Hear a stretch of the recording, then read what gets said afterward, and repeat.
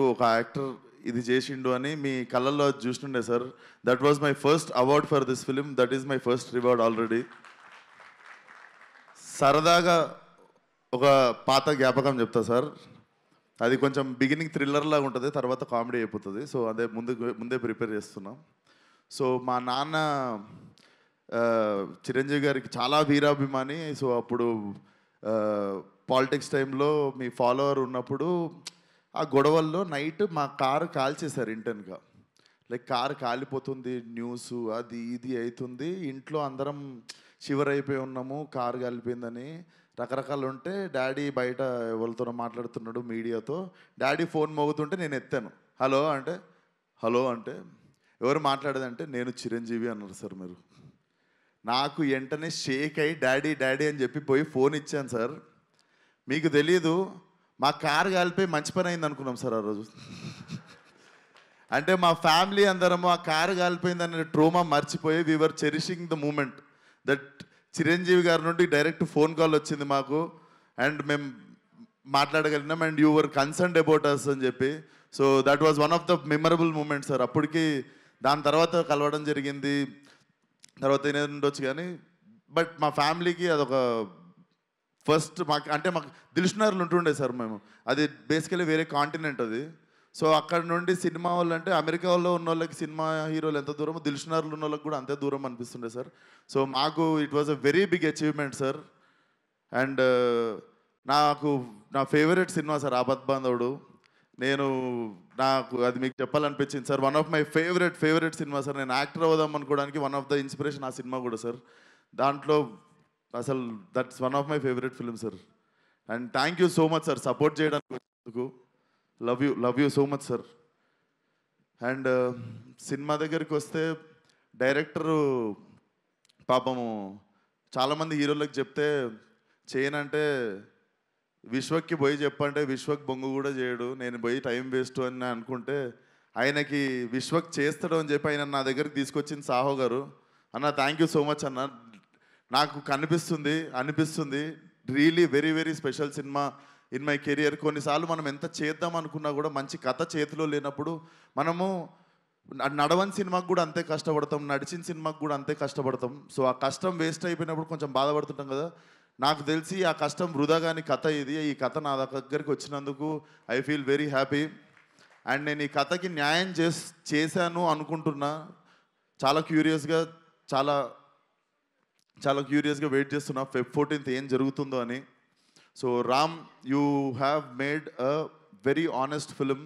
నువ్వు నన్ను నవ్వించినావు నరేషన్ చెప్పినప్పుడు. నేను అప్పుడు ఒకటే డిసైడ్ అయినా, నేను నవ్విద్దాం జనాల్ని అని. అండ్ అనిల్ అన్న, నువ్వు సరదాగా మనం ఒకసారి ఫోన్లో బిగినింగ్లో మాట్లాడుకున్నప్పుడు ఒక మాట అన్నావు. సో నేను బిగినింగ్లో సీరియస్ సినిమాలు ఎక్కువ చేస్తుండే, కామెడీకి దూరం ఉంటుండే. బట్ లైఫ్లో ఎంటర్టైన్మెంట్కి వాల్యూ నాకు సినిమాకి అర్థమైంది. అండ్ మీరు సరదాగా ఒక మాట అన్నారు, ఏదో ఒక రోజు నువ్వే F7 F8 చేయాల్సి వస్తుంది విశ్వకని. అది జరిగితే I will be the happiest person one day. And congratulations on the block buster. నేను ఎంటర్టైన్మెంట్ గురించి ఒక 2 మాటలు మాట్లాడాలనుకుంటున్నా. అంటే ఈ నెలలో మా ఫ్రెండ్ సర్కిల్లోనే చాలా యంగ్ పీపుల్ 2 చనిపోయారు. అసలు ఎందుకు జరుగుతుంది ఇది అని నార్మల్గా ఆలోచిస్తుంటే చాలామందికి పాపం చాలా స్ట్రెస్సులు ఎక్కువైనాయి, బాధలు ఎక్కువైనాయి, వాళ్ళకు ఉండే టెన్షన్లు ఎక్కువైనాయి. ఎవ్రీ ఇండివిజువల్ వాళ్ళ స్థాయికి. సో నాకు తెలిసి మెంటల్ పీస్ అంటే మెంటల్ హెల్త్కి మించిన రిచ్నెస్ ఇంకొకటి లేదు. ఇంతకుముందు డబ్బున్నోడు ధనవంతుడు అంటుండే, బట్ నా మీనింగ్ ఏంటంటే మెంటల్ పీస్ ఉన్నోడు అందరికంటే ధనవంతుడు ఈరోజు. అండ్ ఈరోజు మనకి పరిచయం లేని వాళ్ళది, మనకెవరో తెలీదు ఆ వ్యక్తి, వాళ్ళని కూడా మనం హర్ట్ చేయాలని ట్రై చేస్తుంటాం. హేట్రెడ్ అనేది పెంచుకుంటున్నాం అనవసరంగా. Already people are having their own battles. వాళ్ళకున్న ఫైట్ వాళ్ళ లైఫ్తో వాళ్ళు చేస్తున్నప్పుడు let's not become one more like వాళ్ళని హేట్ చేయడము, వాళ్ళ లైఫ్లో వాళ్ళు బాధపడడానికి రీజన్ మనం అవ్వాల్సిన అవసరం లేదు. మనకి ముఖం తెలియని వాళ్ళ గురించి మనము వాళ్ళకి హాని చేయకపోవడమే పెద్ద help.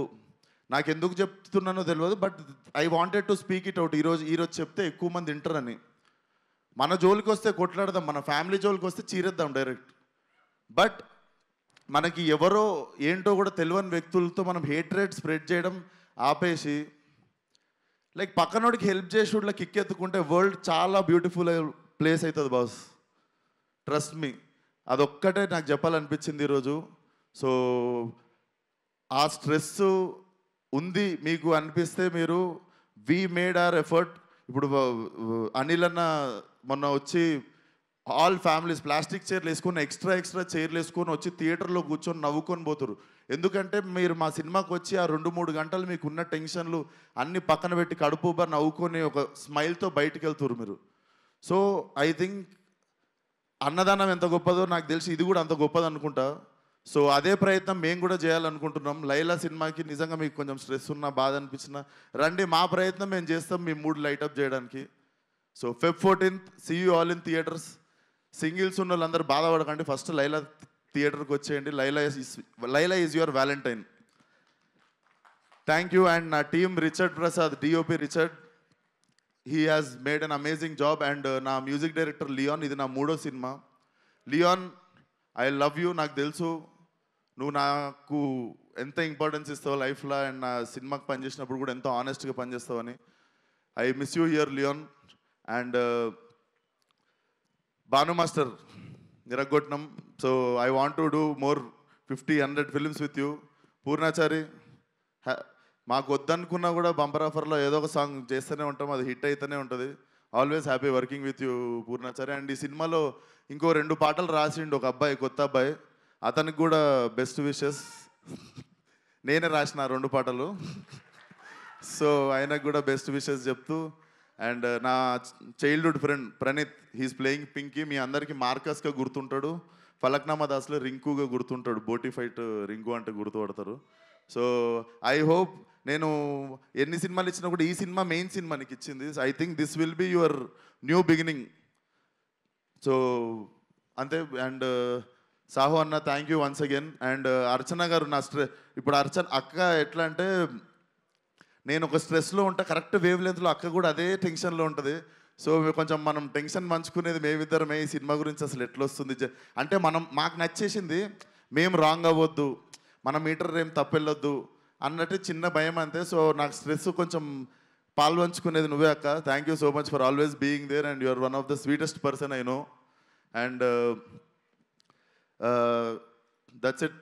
Thank you so much. Akanksha, you have been a wonderful co star. And Abhimanyu సార్ని నేను చూస్తేనే ప్యాక్ అవుతుండే. నాకు ఏది రక్త చరిత్ర సినిమా చూసినప్పుడు ఆయన అంటే బేసిక్గా నాకు ఆయన బుక్కారెడ్డినే గుర్తుండిపోయింది నాకు లైఫ్లో. But when I met you sir, you are like చిన్న పిల్లోడు సార్, మీరు చిన్న పిల్లోడు. You are like a baby. I'm really happy that I got a brother and friend like you. And Kamakshi, the role you have chosen is not an easy thing. నీకు అంతకంత appreciation వస్తుంది, you will get your name. And చాలా wise decision ఇది చేద్దాం అనుకోవడం, అంతకంత పేరు నీకు వస్తుంది, గుర్తుపెట్టుకో. అండ్ పెళ్లి సందడి అంకుల్ ఏరి, మా పృథ్వీ గారు, even working with him, he is also one of the sport. అందరికంటే హై బోల్ట్ ఎనర్జీ అయినది. So thank you so much sir, wonderful working with you. So and specially నా makeup Nikki from Bombay. So Nikki and మీ team అందరూ అసలు నన్ను ఇంత అందంగా చూపించినందుకు thank you so much Nikki, love you, we miss you here. And నా లైలా కాస్ట్యూమ్ సపరేట్గా కేర్ తీసుకున్న Harshitha, thank you so much. And కల్పన గారు, అండ్ మీరు కూడా సాంగ్స్కి కానీ వాటికి అదరగొట్టేశారు నా కాస్ట్యూమ్. అండ్ మీకు ఎవరికి తెలియదు, సోను మోడల్ కాస్ట్యూమ్ అంతా మా డైరెక్టర్ డిజైన్